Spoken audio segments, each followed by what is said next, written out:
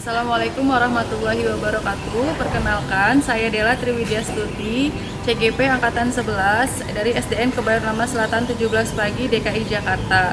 Hari ini saya akan mempresentasikan menyebarkan pemahaman budaya positif tentang budaya positif yang ada di sekolah kepada Bapak Ibu guru di SDN Kebayoran Lama Selatan 17 Pagi. Berikut ini videonya. Assalamualaikum warahmatullahi wabarakatuh. Yang saya hormati Bapak Kepala Sekolah SDN Kebayoran Lama Selatan 17 Pagi, Bapak Ibu Dewan Guru dari kelas 1 sampai kelas 6 dan juga tenaga pendidikan yang saya hormati. Alhamdulillah, puji syukur kita panjatkan kehadiran Allah Subhanahu wa Ta'ala yang telah memberikan nikmat sehat kepada kita semua, sehingga kita bisa berkumpul di ruang kelas 2 ini dalam acara menyebarkan pemahaman penerapan pengalaman belajar budaya positif atau diseminasi budaya positif. Saya Dela Triwidya Stuti, calon guru penggerak angkatan 11. Salawat serta salam tak lupa kita panjatkan kepada kehadirat Allah Subhanahu wa Ta'ala dan juga pada junjungan kita Nabi Muhammad SAW yang telah memberikan syafaatnya kepada kita semua sampai dengan hari ini. Terima kasih Bapak Ibu saya sampaikan atas waktu yang telah diberikan untuk menghadiri diseminasi budaya positif saya pada hari ini. Sebelum kita memulai penyebaran pemahaman diseminasi budaya positif ini, mari kita awali dengan membaca basmalah. Kemudian sebelum kita beranjak, mari kita menyanyikan lagu Indonesia Raya terlebih dahulu.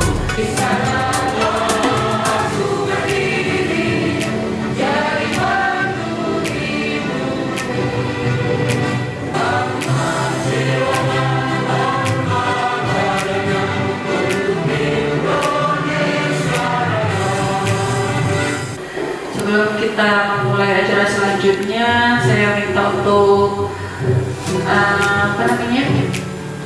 sepatah dua patah kata dari Bapak Kepala Sekolah kepada Bapak Kepala Sekolah, dipersilakan. Yang saya hormati Bapak Kepala Sekolah yang kebetulan hari ini nggak bisa hadir karena beliau sedang kurang sehat, Bapak Papuani MSPD.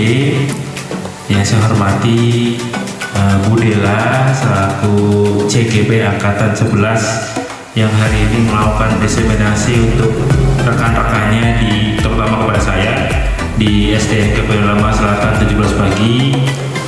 Kemudian tentunya yang saya hormati Bapak Ibu guru, rekan-rekan guru hebat sekolah tercinta kita SDN Kebayoran Lama Selatan 17 Pagi. Pada kesempatan kali ini mungkin kali kedua diseminasi di sekolah kita oleh guru penggerak. Sebelumnya ada Bu Titi dan Bu Dira, guru penggerak angkatan 10. Nah, kebetulan hari ini alhamdulillah kita dapat ilmu lagi dari CGP berikutnya, angkatan 11 Ibu Dela.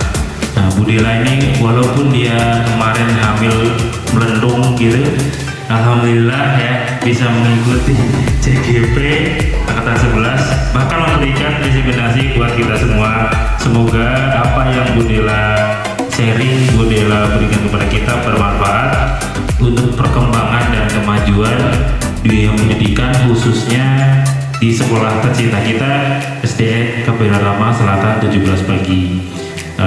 Mari Bapak Ibu guru ya, kita sama-sama dengarkan, kita resapi apa yang Bu Dela sampaikan. Nanti ujungnya adalah kita terapkan dalam pembelajaran di kelas. Ya, sebelumnya saya ucapkan terima kasih Bu Dela sudah berbagi ilmunya dari kita, dan doain semoga saya nanti dan guru-guru yang belum CGP bisa ikut CGP di angkatan berikutnya. Itu saja ya Bu Dela, sambutannya cukup ya, dan Bapak Ibu guru. Oke, itu saja saya cukup. Wassalamualaikum warahmatullahi wabarakatuh. Untuk perwakilan sambutan mewakili Bapak Kepala Sekolah yang kebetulan berhalangan hadir hari ini. Selanjutnya untuk semakin semangat dalam diseminasi kali ini, saya minta tolong kepada Bapak Cecep untuk melakukan ice breaking agar guru-guru di sini makin semangat dalam mengikuti budaya positif ini. Silakan Pak Cecep, dipersilakan.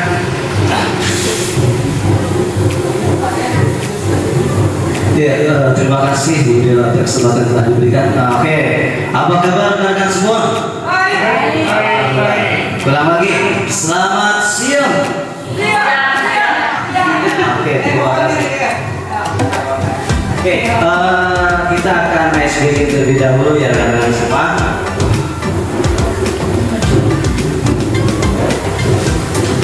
Kalau nanti saya bilang ada tepuk 1, tepuk 2, dan tepuk 3, namanya tepuk yes, ya pertama tepuk yes, yang kedua adalah tepuk slow, yang ketiga ya slow, betul tangannya sambil segini, yang ketiga adalah tepuk go, jadi yes, slow, go. Bisa diulangi semuanya? Ya, lagi ya. Yes, slow, go. Oke, kalau yang pertama yesnya turun ke bawah. Ketika saya bilang tepuk 1, pak, yes, gitu ya. Kalau tepuk 2 berarti slow, ya. Tepuk 2, slow. Tepuk 3, go. Oke, tepuk 1, 2, 3, yes, slow, go. Oke.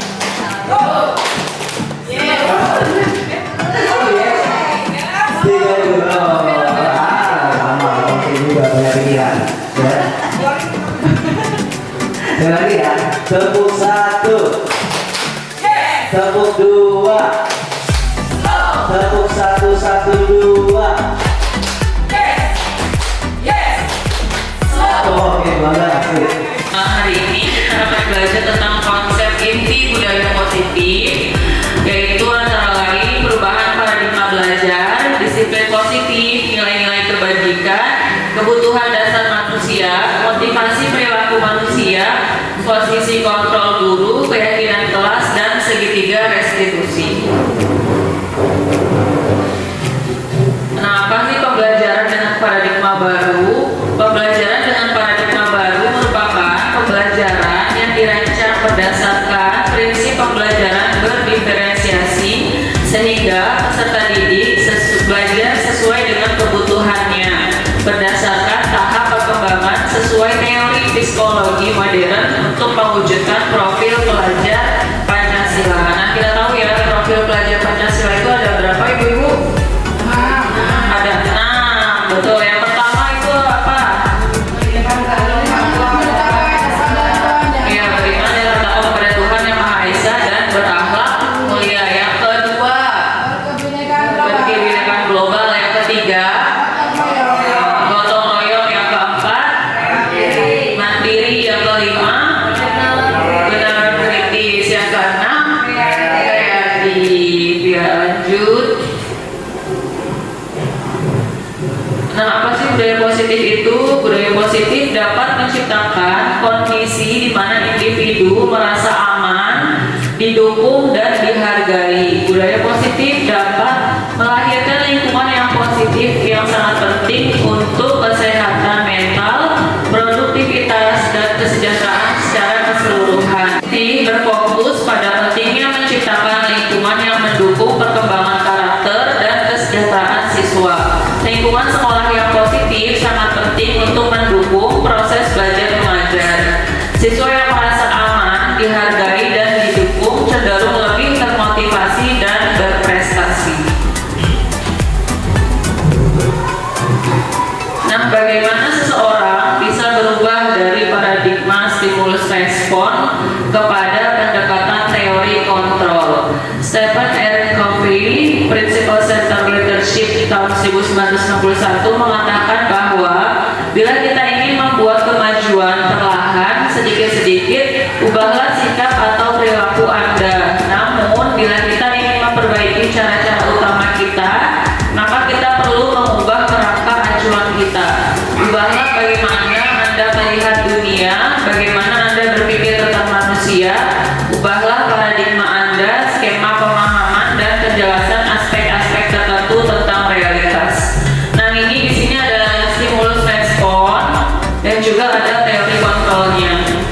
Stimulus responnya realitas atau kebutuhan kita sama. Ternyata teori kontrolnya realitas atau kebutuhan kita berbeda. Stimulus responnya semua orang melihat hal yang sama. Teori kontrolnya setiap orang memiliki gambaran yang berbeda.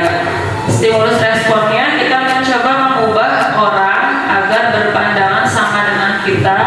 Namun teori kontrolnya kita berusaha memahami pandangan orang lain tentang dunia.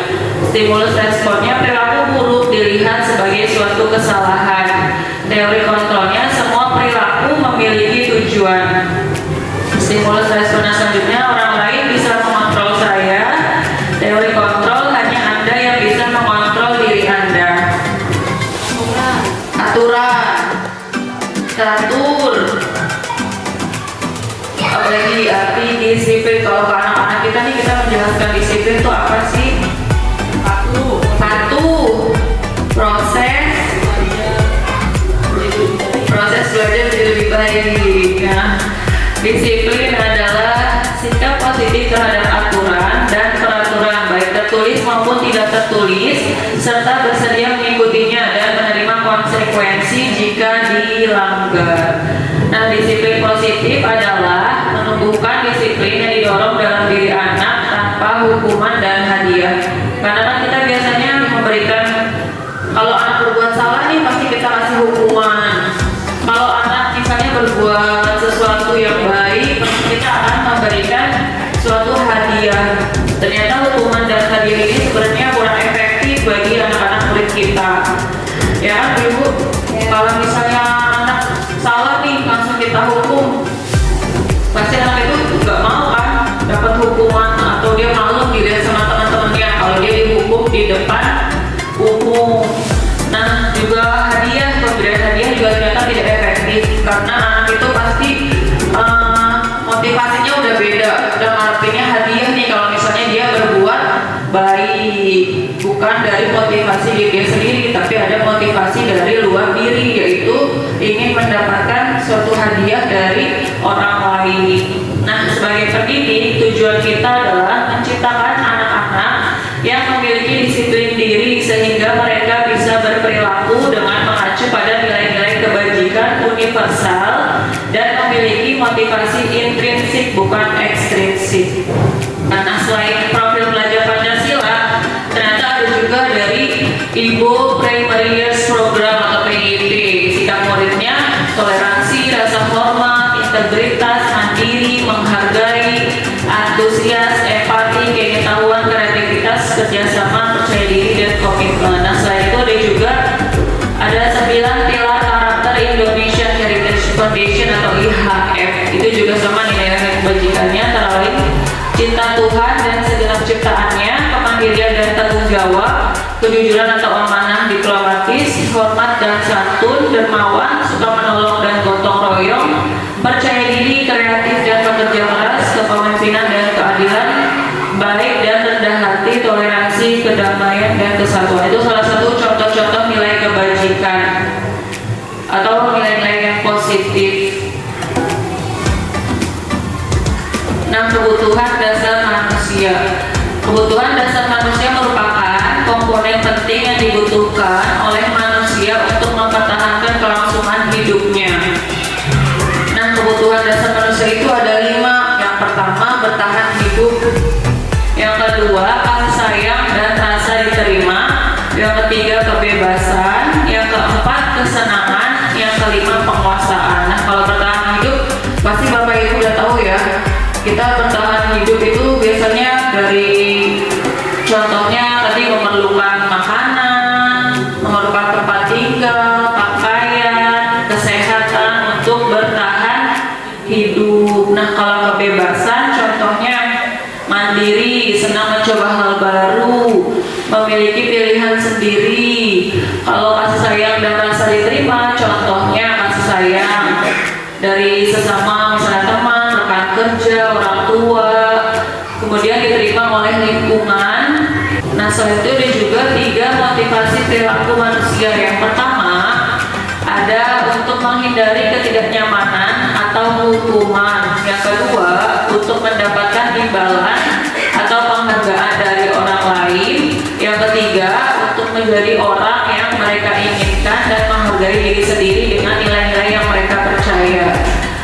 Nah, motivasi rekomendasi yang pertama yaitu untuk menghindari ketidaknyamanan atau hukuman. Biasanya ini motivasi di tingkat terendah ya, yang menghindari hukuman, karena pada sejatinya manusia tidak ada yang mau dihukum, pasti selalu menghindari hukuman. Misalnya dia lebih datang tepat waktu, mematuhi tata tertib yang ada di sekolah, itu dia salah satu contohnya untuk menghindari ketidaknyamanan atau hukuman baik secara fisik maupun psikologis. Nah, biasanya motivasi yang menghindari ketidaknyamanan atau hukuman itu motivasinya bersifat eksternal atau dari luar dirinya sendiri. Nah, yang kedua, untuk mendapatkan imbalan atau penghargaan dari orang lain itu juga sama seperti tadi. Contohnya, misalnya ingin mendapatkan pujian dari orang lain, misalnya Pak Cecep nih datang tepat waktu, ingin dipuji oleh bapak kepala sekolah, misalnya mendapatkan penghargaan guru terrajin waktu misalnya ada UAS di sekolah, itu mengharapkan pujian ataupun mengharapkan reward dari orang lain. Nah, itu juga motivasinya dari luar diri dia sendiri, bukan dari dalam, untuk mendapatkan pengakuan, mendapatkan hadiah ataupun imbalan. Nah, selanjutnya ini ada hukuman, konsekuensi, dan restitusi. Apa sih bedanya dari ketiga ini? Ada hukuman, ada konsekuensi, dan juga ada restitusi. Perbedaannya, kalau hukuman itu biasanya tidak terencana atau tiba-tiba, sedangkan konsekuensi itu terencana atau disepakati sesuai dengan aturan yang berlaku. Nah, kalau restitusi, proses menciptakan kondisi bagi murid untuk memperbaiki kesalahan yang dilakukannya. Nah, kalau hukuman, murid itu tidak tahu apa-apa yang terjadi atau tidak terlibat. Kalau konsekuensi, murid tetap dibuat tidak nyaman. Hukuman bersifat satu arah, kemudian berupa hukuman fisik atau psikis. Kalau konsekuensi, sikap guru selalu memonitor murid. Nah, restitusi, proses kolaboratif yang mengajarkan murid untuk mencari solusi sendiri. Itu perbedaan dari hukuman, konsekuensi, dan restitusi. Kalau misalkan ada anak yang tidak lengkap memakai atribut sekolah, biasanya kan ada hukumannya ya Bapak Ibu ya. Misalnya dia berdiri di di bawah bendera atau sambil hormat. Nah, itu ternyata kurang tepat ya, atau tidak efektif Bapak Ibu. Makanya ada yang namanya hukuman, konsekuensi, dan restitusi. Nah, ternyata kalau restitusi itu kita sebagai guru nih melibatkan siswa untuk mencari solusi dari kesalahan yang siswa tersebut buat. Jadi kita tidak memberikan hukuman lagi, kesalahan atau alasan yang dia lakukan, kemudian mencari solusinya bersama-sama, atau muridnya itu cari dulu solusinya nih, nanti berkolaborasi dengan guru untuk memecahkan masalah yang dihadapi oleh murid tersebut. Nah, ini ada sedikit pertanyaan nih tentang hukuman atau konsekuensi. Yang pertama, tindakan guru mencatat 100 kali di dalam buku kalimat "saya tidak akan terlambat lagi karena terlambat ke sekolah". Kira-kira itu hukuman atau konsekuensi? Hukuman. Yakin? Hukuman? Iya, aku disuruh mencatat 100 kali dalam buku kalimatnya "saya tidak akan terlambat lagi" karena siswanya itu terlambat ke sekolah. Hukuman atau konsekuensi?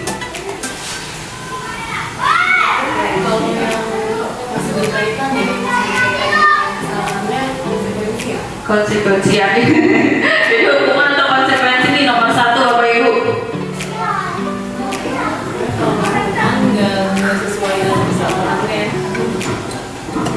Ada lagi yang mau berpendapat hukuman atau konsekuensi? Yang pertama dulu, siswa disuruh mencatat 100 kali kalimatnya "saya tidak akan terlambat lagi" karena dia terlambat datang ke sekolah. Hukuman. hukuman. ya nomor 1 itu hukuman, karena dia disuruh mencatat hukuman dari gurunya. Iya, zaman dulu banget ya, disuruh tulis banyak-banyaknya di buku karena dia datang terlambat. Nah, yang kedua, lari mengelilingi lapangan basket 2 kali karena terlambat hadir di sekolah. Hukuman atau konsekuensi? Hukuman. Yang kelima, menggantikan kertas tugas teman yang telah dicoret-coret. Konsekuensi. Berjemur di lapangan basket pada pukul 12 siang karena mengobrol dengan teman. Hukuman. Murid diminta bertelanjang kaki sepanjang hari karena tidak menggunakan sepatu warna hitam sesuai peraturan sekolah. Konsekuensi atau hukuman? Hukuman atau konsekuensi? Murid diminta bertelanjang kaki sepanjang hari karena tidak menggunakan sepatu warna hitam sesuai peraturan sekolah.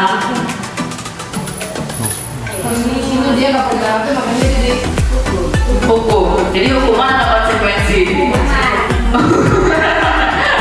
Ya, kita ambil tepuk tangan dulu Bapak Ibu semua. Nah, lanjut lagi. Tadi terkait dengan hukuman atau konsekuensi. Nah, ini ada 5 posisi kontrol guru. Jadi 5 posisi kontrol guru itu ada penghukum sebagai penghukum, sebagai pembuat merasa bersalah, sebagai teman, sebagai pemantau, atau sebagai manajer. Ini 5 posisi kontrol kita sebagai guru nih Bapak Ibu. Ada yang bersikapnya sebagai penghukum. Nah, seorang penghukum bisa menggunakan hukuman fisik maupun verbal. Misalnya contohnya, patuhi aturan saya atau awas. Itu penghukum. Kamu selalu saja salah. Selalu, pasti selalu yang terakhir selesai. Itu penghukum. Biasanya ada kan guru-guru yang menggunakan kata-kata seperti itu. Awas ya, kamu terlambat datang terus setiap hari. Terus ada yang membuat merasa bersalah. Ya, itu biasanya guru yang selalu membuat siswa merasa bersalah gara-gara ya itu dia. Boleh atau tidak kira-kira? Nggak boleh. Tidak boleh. Udah kita sebagai guru dinyalakan, dia udah salah, disalah-salahin lagi sama kita. Gimana tuh perasaan anaknya? Udah salah, disalah-salahin lagi sama gurunya. Makin down gak tuh anak muridnya? Iya, kena mental ya kalau bahasa anak sekarang. Di sini nggak ada Bu. Nggak ada ya, alhamdulillah. Jangan sampai ada. Itu contoh posisi kontrol guru yang membuat merasa bersalah. Nah, ada lagi nih yang sebagai teman. Guru pada posisi ini tidak akan menyakiti murid, namun akan tetap berupaya mengontrol murid melalui persuasi. Ayo bantulah demi Bapak ya. Terus ada juga contoh yang lain. Ya sudah, kali ini tidak apa-apa, nanti Ibu bantu bereskan. Biasanya ada juga kita yang seperti itu ya Bapak Ibu ya. Ayolah bantu Ibu membereskan ini. Itu sebagai posisi kontrol guru sebagai teman. Demi Bapak nih, demi Ibu nih, ayo kita lakukan bersama-sama.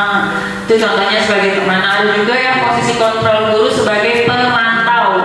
Memantau berarti mengawasi. Misalnya dia bertanya gurunya, peraturannya apa? Kemudian apa yang telah kamu lakukan? Sanksi atau konsekuensinya apa atas tindakan yang telah kamu lakukan? Itu yang bertindak sebagai pemantau. Nah, yang terakhir nih posisi kontrol guru yang bertindak sebagai manajer. Mempersilahkan murid mempertanggungjawabkan perilakunya, mendukung murid agar dapat menemukan solusi atas permasalahannya sendiri. Contohnya, apakah kamu meyakininya? Apa rencana kamu untuk memperbaiki hal ini? Kondisional ya. Kadang kita sebagai penghukum, kadang kita sebagai teman, kadang kita sebagai manajer. Nah, itu pasti masing-masing kita sudah pernah mengalami itu ya Bapak Ibu ya. Tapi yang paling baik dari 5 posisi kontrol guru ini kira-kira yang mana? Manajer ya, betul. Lanjut tuh. Nah, ini ada pertanyaan. Kira-kira posisi kontrol apakah aku? Yang pertama, saya kecewa sekali dengan kamu. Kira-kira posisi kontrolnya apa? Iya, membuat merasa bersalah. Saya kecewa sekali dengan kamu. Itu seakan-akan membuat siswa kita tuh semakin merasa bersalah, semakin terpuruk, semakin jatuh. Udah minta breakdown. Nah, yang selanjutnya, Adi, ayolah, bagaimana sih kamu? Kemarin kamu sudah janji ke bapak, bukan? Kenapa terlambat lagi? Nah, ini posisi kontrol gurunya sebagai teman. Tuh, lanjut ya. Jadi kamu terlambat. Kira-kira bagaimana kamu akan memperbaiki masalah ini? Manajer, ini dong pinter ya, Pak. Itu semuanya keren-keren ya, luar biasa. Guru-guru SD 17. Lanjut. Nah, keyakinan kelas. Kalau dulu kita kenalnya kesepakatan kelas ya, atau peraturan kelas.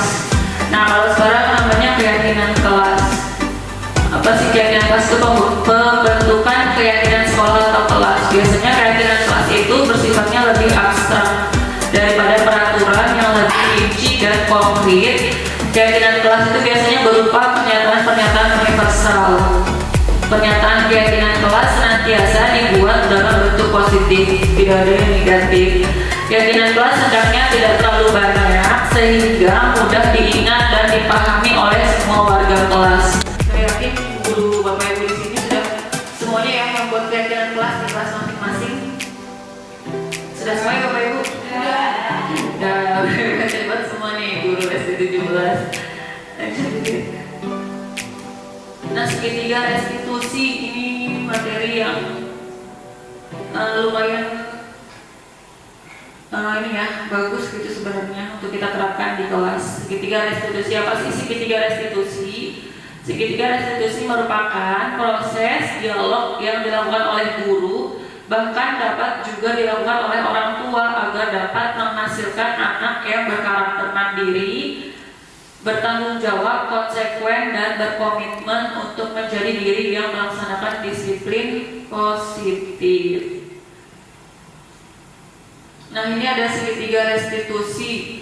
Tahapannya itu yang pertama ada menstabilkan identitas, yang kedua validasi tindakan yang salah, dan yang ketiga itu menanyakan keyakinan. Nah, yang menstabilkan identitas ini biasanya kita menstabilkan dulu nih identitas yang telah dilakukan oleh anak. Misalnya setiap orang pasti pernah melakukan kesalahan. Jadi kita menstabilkan atau menetralkan kesalahan, bukan membenarkan kesalahan yang dilakukan anak, tapi kita berusaha untuk tidak semakin memperburuk keadaan siswa karena telah berbuat kesalahan. Jadi setiap orang pasti pernah melakukan kesalahan. Terus gurunya juga bisa berkata, kamu bukan satu-satunya yang pernah melakukan kesalahan ini. Itu namanya menstabilkan identitas. Nah, yang kedua, validasi tindakan yang salah. Kamu tentu punya alasan mengapa melakukan itu. Kita validasi dulu nih tindakan anak murid kita yang telah melakukan kesalahan. Restitusi ini biasanya gurunya menanyakan keyakinan kelas apa yang telah kita sepakati, atau keyakinan kelas apa yang kira-kira kamu langgar.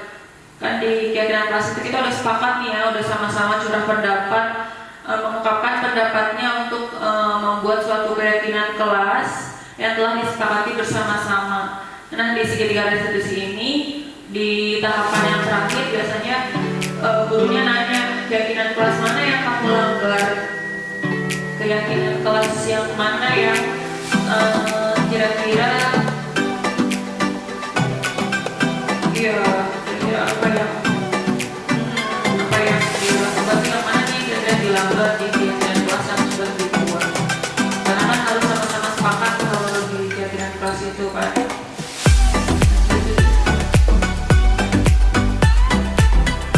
Nah, selanjutnya kita akan menonton video tentang penerapan segitiga restitusi agar Bapak Ibu lebih memahami tentang materi segitiga restitusi.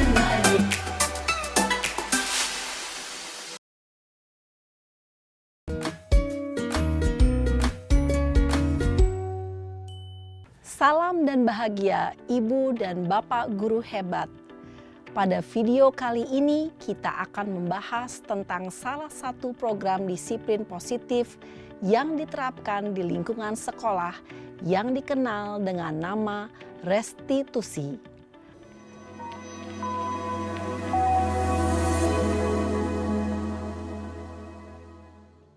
Restitusi dikembangkan oleh pakar pendidikan Diane Gosson, berlandaskan pada teori kontrol Dr. William Glasser.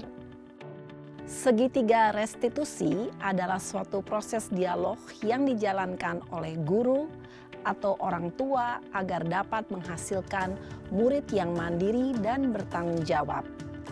Pada saat guru di posisi manajer, aspek yang dikembangkan pada murid adalah motivasi intrinsik, sehingga penanaman nilai-nilai kebajikan dapat tumbuh dan berkembang menjadi suatu kebiasaan positif yang akhirnya membentuk karakter murid. Proses dialog ini terdiri dari 3 langkah yang digambarkan pada ketiga sisi pada segitiga restitusi.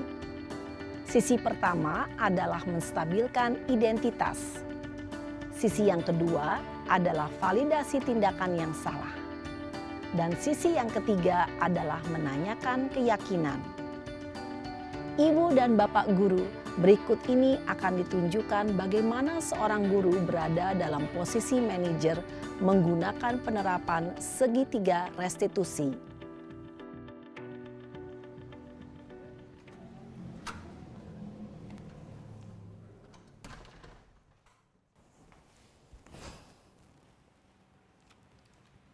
Siang, Sarah. Siang, Pak. Sudah lama nggak ketemu Sarah. Kenapa hari ini ada di sini? Kesel, Pak. Kesel banget. Masa aku dikatain tukang fitnah, Pak? Ya aku marah lah. Aku balik ngatain Eka di depan kelas. Kesel banget. Oh, begitu. Ya pasti kamu marah dan kesal. Bapak juga akan marah apabila ada yang menuduh Bapak seperti itu. Kemudian, pada saat itu, kamu mau melakukan apa? Ya saya langsung ngatain Eka lah, Pak. Kesel banget. Saya bentak-bentak dia depan teman-teman lain. Oh, begitu. Pasti kamu melakukan seperti itu karena suatu alasan tertentu, bukan? Iyalah, masa saya diam saja, Pak? Ya saya bela diri lah. Masa saya dituduh tukang fitnah? Ya wajarlah. Mempertahankan harga diri itu sesuatu yang penting buat kamu. Untung kamu tidak bertindak lebih gegabah lagi. Hanya membentak-bentak. Iya, Pak. Untung saya masih bersabar dan hanya membentak saja. Sudah gemes padahal. Saya pasti bela diri lah. Ya pasti ya. Tapi kamu memilih untuk tetap bertahan dan bersabar. Kamu memilih untuk tidak berbuat lebih parah lagi, bukan? Iya. Nah, sekarang coba kita lihat lagi. Tindakan kamu yang bentak-bentak Eka di kelas. Tindakan kamu itu kira-kira sesuai dengan keyakinan kelas atau prinsip kamu tidak? Enggak lah, Pak. Capek, Pak, jadi pemarah. Jadi keyakinan atau prinsip mana yang kurang sesuai dengan keinginan kamu? Ya, saya sebenarnya sangat menghargai orang lain. Mungkin saat itu saya menjadi emosi, jadi tidak menunjukkan sikap itu. Kamu meyakini tidak? Menghargai orang lain itu penting buat kamu. Yakinlah, Pak. Iya, setuju. Kita harus saling menghargai. Namun, ada juga keyakinan yang kita sepakati yang perlu kita jalankan apabila kita sedang marah, bukan? Ya, saya bisa lebih proaktif, mulai dengan diri sendiri. Saya bisa jadi lebih bersabar, mengambil waktu jeda untuk berpikir mau apa selanjutnya. Kira-kira kamu bersedia memperbaiki masalah ini tidak? Bersedia, Pak. Kalau kamu memperbaiki masalah ini, kamu akan menjadi orang seperti apa? Saya akan menjadi orang yang bertanggung jawab kali ya, Pak.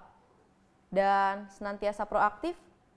Iya, menurut kamu bagaimana rasanya menjadi orang seperti itu?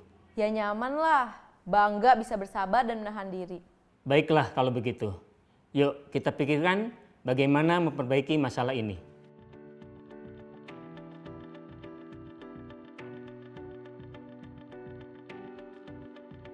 Ibu dan Bapak guru hebat. Baru saja kita menyaksikan contoh bagaimana seorang guru berada dalam posisi manajer menggunakan penerapan segitiga restitusi.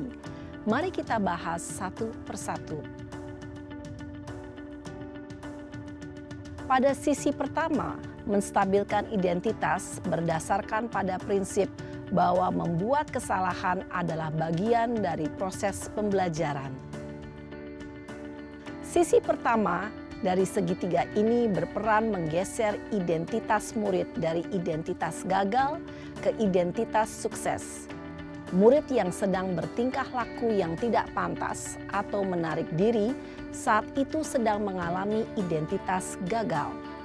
Bila kita mengkritiknya, maka posisinya tidak akan berubah. Kita bisa mengajukan pernyataan-pernyataan ini. 1. Membuat kesalahan sesuatu yang wajar. 2. Manusia tidak ada yang sempurna. 3. Kita bisa memperbaiki masalah ini.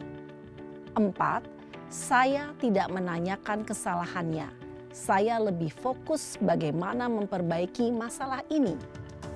5. Apakah saat ini kamu tengah menjadi orang yang baik untuk dirimu sendiri? Pada sisi kedua, validasi tindakan yang salah berlandaskan pada prinsip bahwa setiap perilaku berupaya memenuhi suatu kebutuhan tertentu. Guru yang telah memahami teori kontrol akan bergeser dari pemikiran stimulus respon menjadi proaktif dan mencoba untuk mengenali tujuan dari perilaku murid. Mengenali dan mengakui kebutuhan murid ini dapat memperbaiki hubungan dengan murid tersebut. Pernyataan atau pertanyaan bisa disampaikan dengan nada suara tidak menghakimi atau memojokkan, sehingga dapat mengembalikan murid pada posisi positif. 1. Kamu bisa saja bertindak lebih gegabah lagi dari ini. 2. Kamu bukan melakukannya tanpa suatu alasan tertentu. 3. Kamu melakukannya karena mempertahankan sesuatu yang penting bagimu. 4. Mungkin kamu bisa mempelajari suatu perilaku baru yang lebih efektif. Bersediakah kamu mempelajarinya?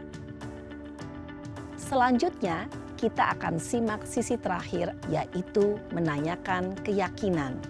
Teori kontrol menyatakan bahwa pada dasarnya kita termotivasi secara intrinsik.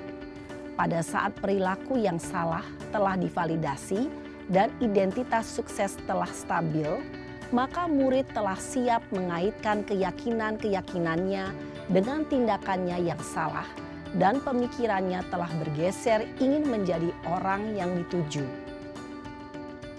Pertanyaan-pertanyaan ini dapat mengaitkan keyakinan-keyakinan yang dianut murid. 1. Sebagai keluarga atau kelas, apa yang kita yakini? 2. Nilai-nilai apa yang telah kita sepakati? 3. Seperti apa gambaran sebuah kelas yang ideal bagi kamu? 4. Kamu ingin menjadi orang seperti apa?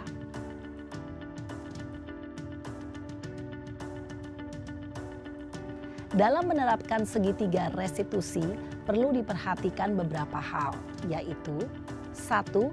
Perilaku yang salah perlu dikaitkan dengan nilai-nilai atau keyakinan-keyakinan yang telah disepakati atau dituju. 2. Kesediaan orang yang melakukan kesalahan untuk memperbaiki masalah. 3. Pemecahan masalah sebisa mungkin relevan atau memiliki hubungan dengan masalah yang ada. 4. Usaha. Perlu adanya suatu usaha perbaikan dari pihak yang berbuat kesalahan. 5. Waktu. Perlu didedikasikan waktu dari pihak yang berbuat kesalahan. Tanyakan kapan akan mulai diberlakukan usaha untuk memperbaiki masalah. Dengan memahami struktur penerapan segitiga restitusi, diharapkan guru dapat menerapkan posisinya sebagai manajer dengan mengajukan pertanyaan-pertanyaan bermakna yang dapat membuat murid menjadi lebih percaya diri, bertanggung jawab, dan mandiri. Nah, ibu bapak guru perlu tidaknya mengikuti ketiga tahapan dalam segitiga restitusi bergantung pada ringan beratnya suatu permasalahan. Misalnya, bila permasalahan tersebut ringan, maka tidak perlu dijalankan secara berurutan. Bahkan bisa semudah menanyakan, apa keyakinan yang kita sepakati?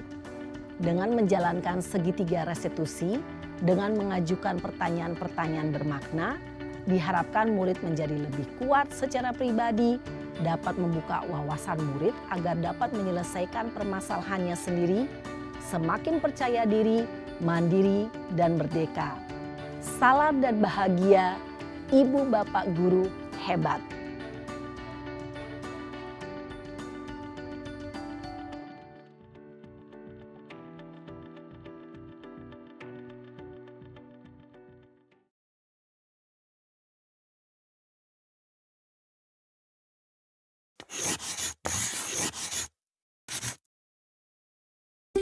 Salam dan bahagia Ibu dan Bapak Guru. Selamat datang kembali di modul hukuman versus konsekuensi versus restitusi. Apakah sampai saat ini Ibu dan Bapak Guru sudah siap untuk mempraktikkan proses restitusi di kelas? Namun, sebelum itu, kita akan belajar terlebih dahulu mengenai keyakinan kelas yang nantinya akan membantu guru dalam membimbing muridnya sampai melakukan restitusi.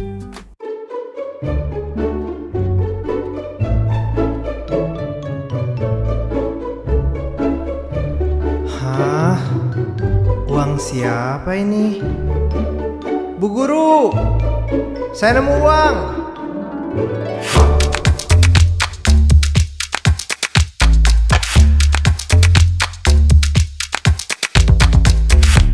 Apa itu keyakinan kelas? Apakah sama dengan peraturan kelas? Mari kita ingat kembali cerita Julio tadi.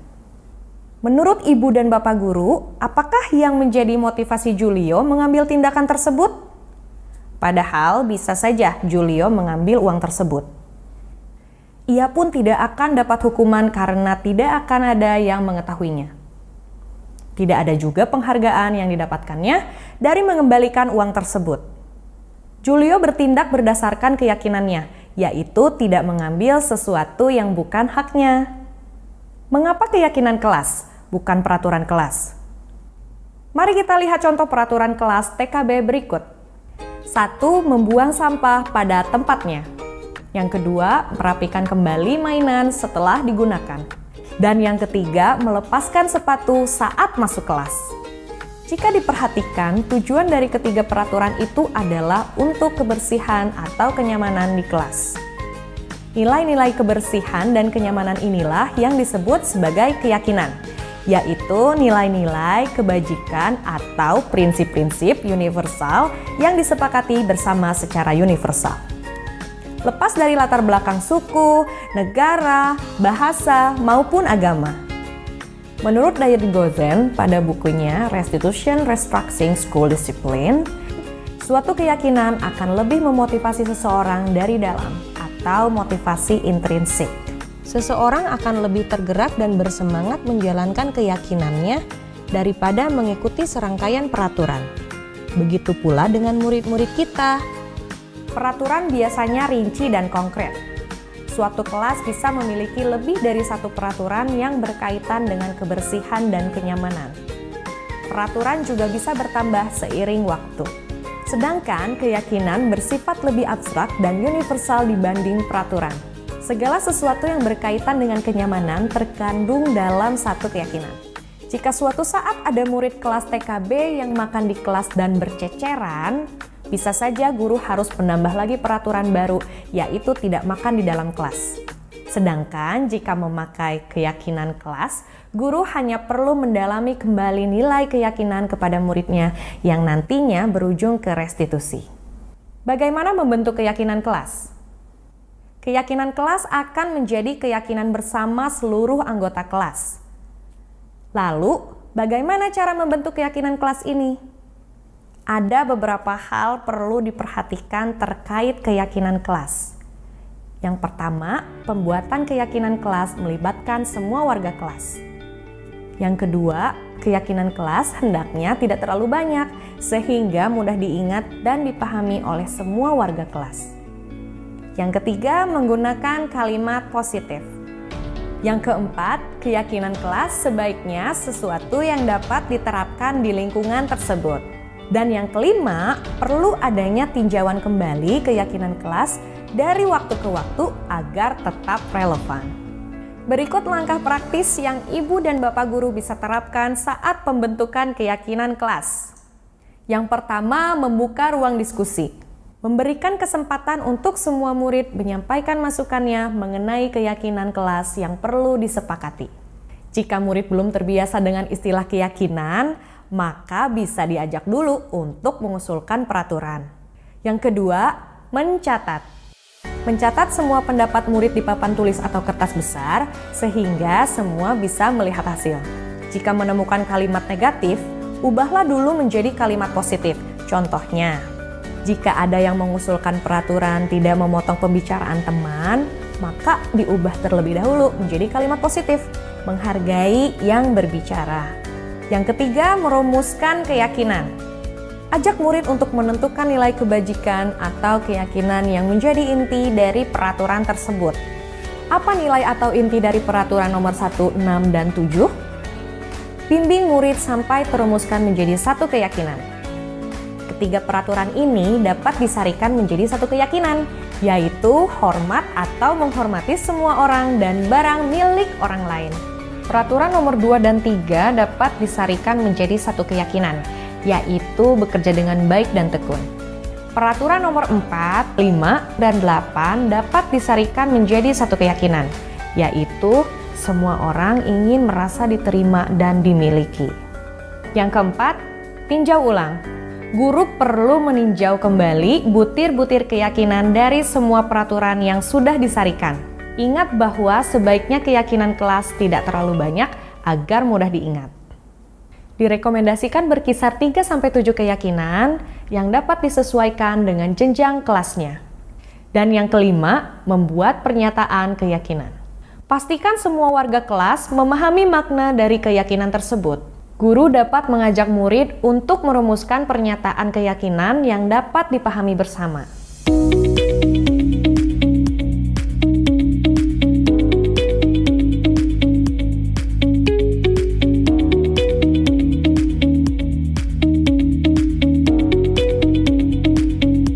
Bagi murid-murid PAUD dan SD, guru dapat merumuskan pernyataan keyakinan dengan lebih sederhana. Kemudian, tempelkan gambar yang merepresentasikan setiap keyakinan. Misalnya, keyakinan hormat disederhanakan menjadi setiap anggota kelas perlu saling menghormati dan merasa aman. Keyakinan bekerja dapat disederhanakan menjadi setiap anggota kelas perlu menjadi dirinya yang terbaik. Keyakinan diterima dan dimiliki dapat disederhanakan menjadi setiap anggota kelas perlu saling membantu. Yang keenam, tanda tangan.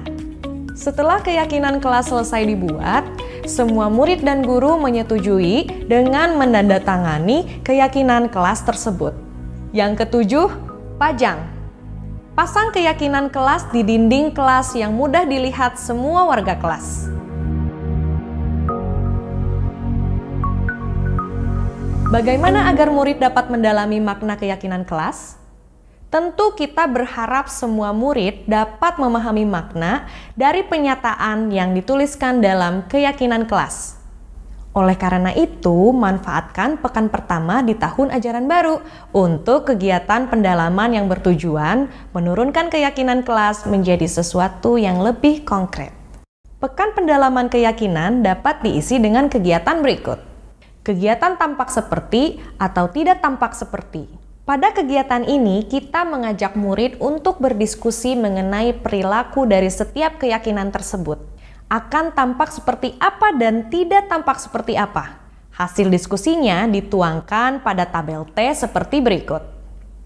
Orang yang memiliki keyakinan hormat akan tampak seperti berbicara dengan sopan, mengembalikan barang yang dipinjam, dan seterusnya.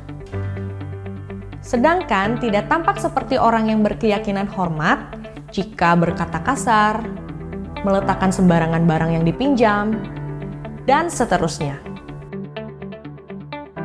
Kegiatan tampak seperti. Pada kegiatan ini, murid mendiskusikan perilaku yang tampak seperti dari setiap keyakinan dengan model skema Y. Terdapat 3 indikator yang akan didiskusikan, yaitu terlihat, terdengar, dan berperilaku. Orang yang memiliki keyakinan diterima dan dimiliki akan terlihat senang berbagi dan tersenyum, terdengar menawarkan bantuan dan mengajak bermain bersama, berperilaku ramah, dan peduli dengan temannya.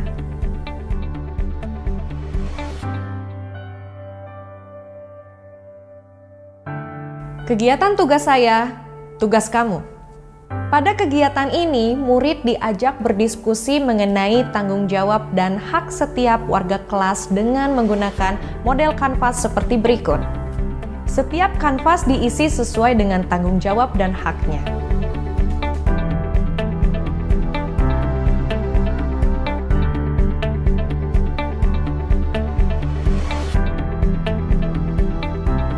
Ketiga rekomendasi kegiatan ini dapat dilakukan secara berkelompok maupun individu.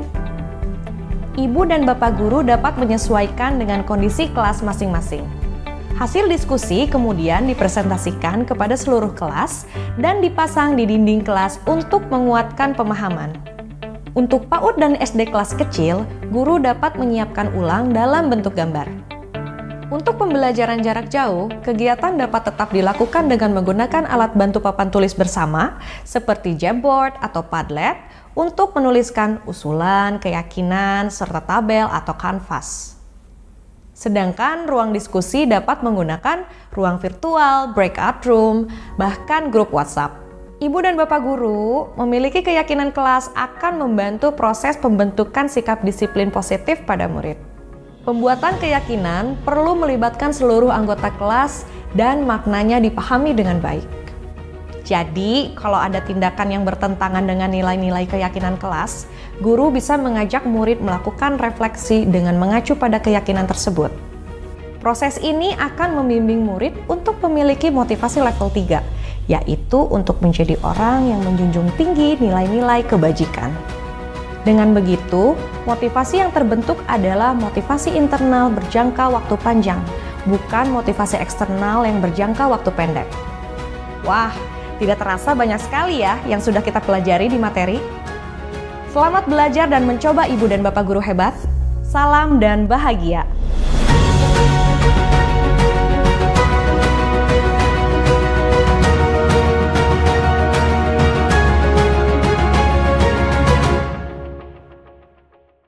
Nah, materinya telah selesai. Apakah ada pertanyaan dari Bapak dan Ibu terkait budaya positif yang telah kita paparkan tadi? Dipersilakan apabila ada yang ingin bertanya.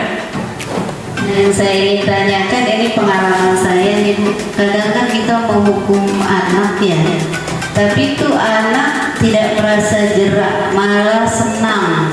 Dia kita hukum itu senang.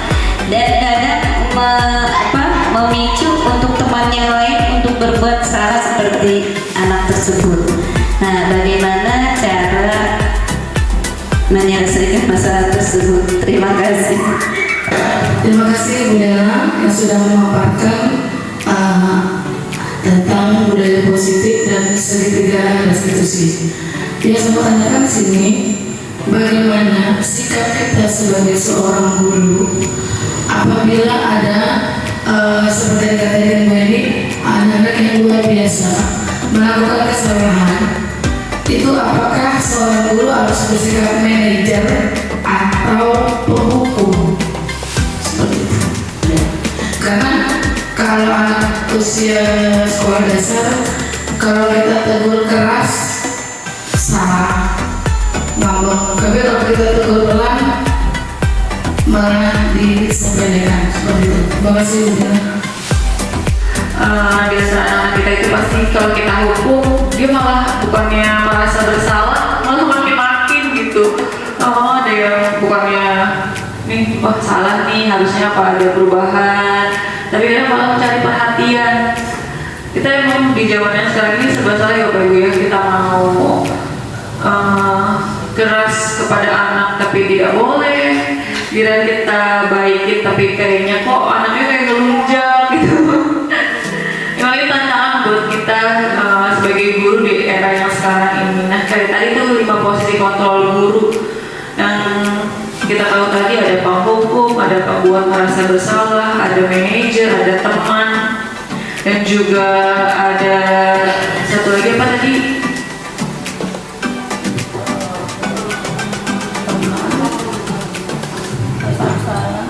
Nah itu yang tadi posisi kontrol guru. Emang sebenarnya banyak sih yang kita udah mencari cara nih supaya anak itu berubah gitu ya Bu ini. Tapi ya mau gak mau kita sebagai guru harus banyak bersabar.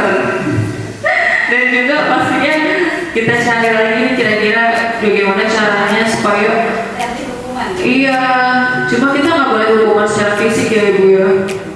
Emang kita sebagai, kalau dari 5 posisi kontrol guru itu yang terbaik itu yang manajer. Jadi bagaimana kita mencari solusinya bersama-sama. Kita bisa cari solusi dengan kelas sejawat, atau juga kita cari tahu solusinya tuh dari orang tua murid, orang tua anak itu. Jadi kita tanya langsung nih kira-kira permasalahannya apa, permasalahan di rumah atau permasalahan di sekolah, atau juga dengan sejawat nih kita jadi sama-sama mencari solusi bersama-sama supaya kita tahu nih solusi yang terbaik buat anak tersebut. Jadi Bu Heni nggak bingung sendiri nih, cari tahu dulu masalahnya ya Bu Heni ya. Mulai dari rumah tuh anak seperti apa, kemudian di sekolah juga kita cari tahu nih, kita observasi kira-kira salahnya kita kurangnya di mana, kita observasi apa sih yang kira-kira nih anak nih maunya seperti apa, udah kita kerasin juga masih kayak gitu. Kita pasti cari cara yang ada beberapa cara kayak tadi observasi dari orang tua, observasi di kelas, ataupun juga kita tanya dengan anak sejawat kita cari solusi, atau juga dengan mencari solusi dengan bapak kepala sekolah. Itu juga salah satu cara untuk mengetahui bagaimana yang seharusnya kita lakukan sebagai guru kepada anak murid kita. Terus juga tadi pertanyaan dari Bu Titi, harusnya kita sebagai penghukum atau sebagai manajer ya, emang sebaiknya sih kita sebagai guru itu dari 5 posisi kontrol guru itu yang terbaik manajer ya. Kita cari solusinya bersama-sama. Kalau sebagai penghukum pasti anak merasa kok malah di pojokan nih sama guru ini, yang ada nanti takutnya anak itu malah makin gak suka sama kita kalau dikit-dikit dihukum.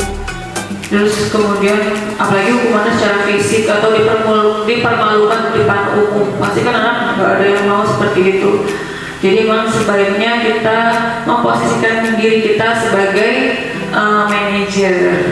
Kita cari solusi yang terbaik, kira-kira apa masalah solusi dari masalah yang terbaik bagi anak tersebut. Nah kemudian saya ingin tahu nih kira-kira praktik baik apa dari Bapak Ibu yang pernah Bapak Ibu lakukan baik di kelas ataupun di lingkungan sekolah. Misalnya praktik baiknya terkait budaya positif, atau misalnya keyakinan kelas, ketika Bapak Ibu sudah melakukannya di kelas. Mulai dari antara materi yang tadi, atau ada yang udah pernah melakukan segitiga restitusi. Nah, boleh banget nih cerita berbagi praktik baiknya, pengalaman-pengalaman yang telah Bapak Ibu lakukan terkait materi-materi yang tadi sudah saya jelaskan. Dipersilakan Bapak Ibu, ada yang mau berbagi praktik baiknya? Pertama, apresiasi sebesar-besarnya untuk apa yang Bu Dila sampaikan. Terus yang kedua, tadi mungkin terkait dengan restitusi ya. Menurut saya restitusi ini susah-susah gampang untuk diterapkan. Terus tadi masuk banget pertanyaannya Bu ini yang apa? Gimana anak supaya nggak jerak? Kebetulan kalau Senin tuh piket juga. Mungkin sekalian sharing juga ya di sini. Senin jadwal piket itu kebetulan saya dengan Diva, dan anak-anak tuh selalu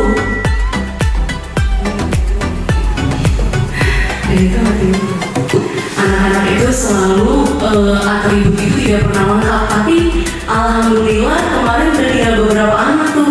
Saya sempat berpikir capek juga ya kayaknya setiap hari di restitusi, setiap atribut yang lengkap di restitusi, tapi kok masih ada aja ya. Tapi kemarin alhamdulillah berkurang. Jadi saya pikir kayaknya yang Pak Rizky sampaikan dulu tentang kita itu fix mindsetnya harus dirubah jadi growth mindset, itu kayaknya mempan tuh. Jadi Kalau kita ngerasa kayaknya nggak ada perubahan, jangan menyerah dulu, kayaknya harus tetap keep moving, biar ternyata di depan tuh sedikit demi sedikit bisa berkurang. Nah, terkait restitusi, karena kebetulan juga sudah belajar, jadi saya mau ini yang dimanfaatkan.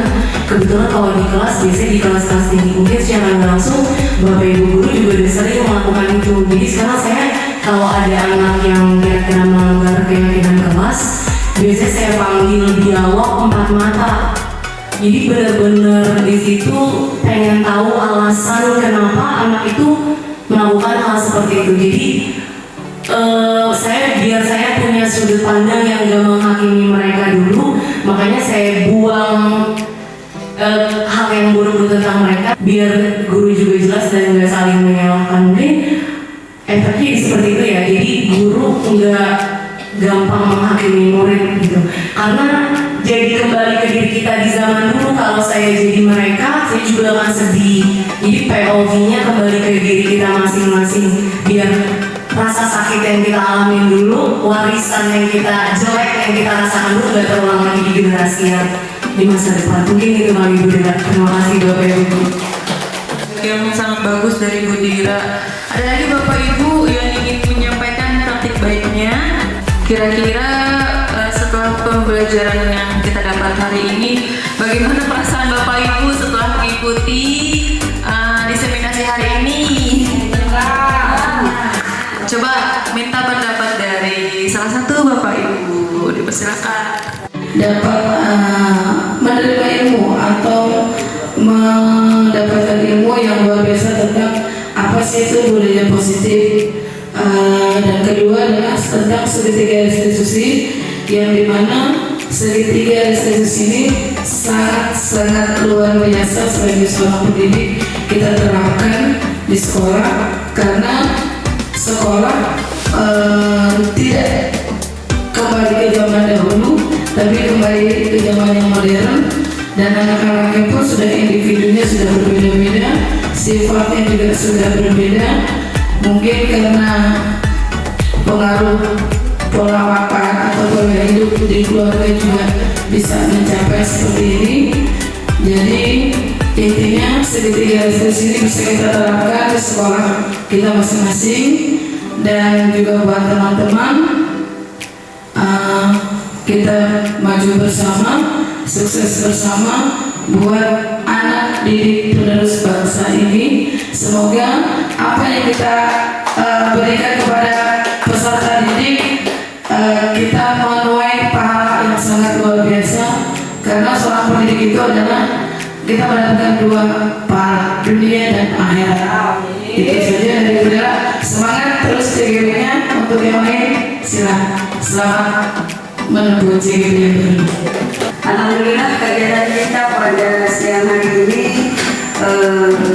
kita melek mata, melek mata, melek ilmu pengetahuan tentang apa itu disiplin positif dan segitiga restitusi ya.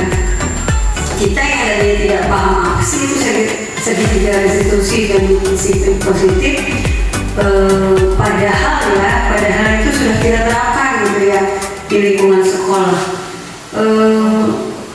Saya yang baru memegang kelas 5, tingkat kelas 5 di Pasir Cendi, banyak sekali perubahan-perubahan dari awal sampai dengan sekarang.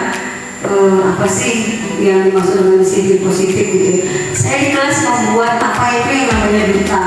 Jadi ada duta kebersihan, ada duta kerapihan, kemudian ada duta sikap dan akhlak. Saya pilih anak-anak yang memang